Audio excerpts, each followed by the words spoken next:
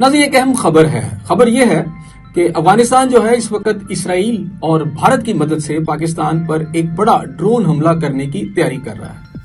یہ حملہ جو ہے پاکستان کی اہم انسٹالیشن پر بھی ہو سکتا ہے یا پاکستان کی اہم شخصیات پر بھی ہو سکتا ہے۔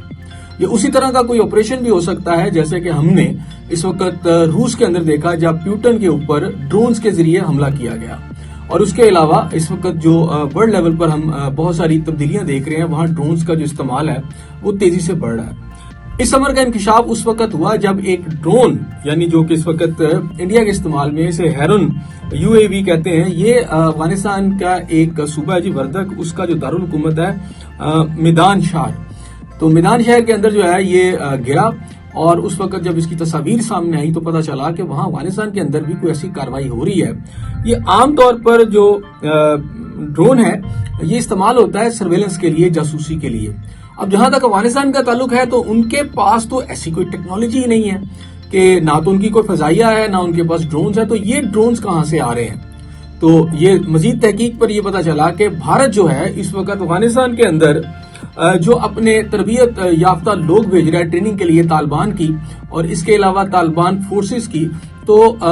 ان کے اندر خاص طور پر یہ کیا جا رہا ہے کہ ان کو میڈیکل سٹاف کی صورت میں یا میڈیکل کا جو ایک طبقہ ہوتا ہے اس کی صورت میں یہ افغانستان میں داخل کر رہے ہیں، اور ان کا بنیادی مقصد وہاں پر جو امریکی اسلحہ ہے جو چھوڑ کر وہاں امریکہ جا چکا ہے، 2021 کا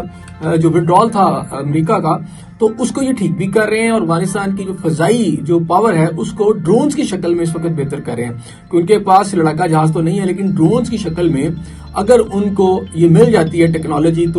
تو خطے میں ایک ایسی ملیٹنسی آ سکتی ہے جو پورے خطے کو عدم استحکام کا شکار کر سکتی ہے۔ اب اس کے اندر ایک اور بات یہ بھی ہے کہ اگر غور کیا جائے تو بھارت کے پاس اس وقت MQ-9B اسکائی گارڈین ہے، یہ اس سے بھی ملتا جلتا ہے۔ تو ناظرین پھر اس حوالے سے اس میں کوئی شک بھی نہیں ہے کہ بھارت جو ہے اس وقت مسلح کر رہا ہے ڈرونز ٹیکنالوجی سے افغانستان کو، یعنی افغانستان کی گورنمنٹ کو۔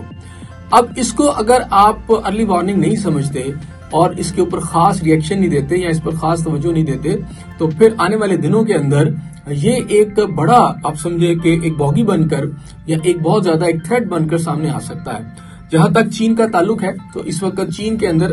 خاص طور پر جو اسحاق ڈار صاحب جو ہمارے جو ہیں ڈپٹی پرائم منسٹر جب ابھی گئے ہیں تو وہاں پر جو اعلامیہ آیا ہے اس میں چین نے بڑا واضح طور پر کہا ہے کہ پاکستان کی جو علاقائی سالمیت ہے اس کے تحفظ کو چین پوری طرح یقینی بنائے گا۔ لیکن یہاں صورتحال یہ ہے کہ یہ جو ٹیکنالوجی جا رہی ہے تو افغانستان کے اندر اگر یہ دہشت گردوں کے ہاتھ میں آ جاتی ہے تو پھر یہ آرمڈ بھی ہو سکتی ہے، یعنی ان ڈرونز کے ساتھ ایسا ویپنز بھی ایسے لگائے جا سکتے ہیں جو کہ دھماکہ خیز ہوں، اور جہاں جا کر وہ گریں تو اس سے جو ہے ظاہری بات ہے تباہی آئے گی۔ تو افغانستان کا اس وقت سارا کا سارا جو فوکس ہے وہ پاکستان کی طرف ہے۔ دوسری طرف اہم بات یہ ہے کہ اس وقت بھارت جو ہے گجرات کے اندر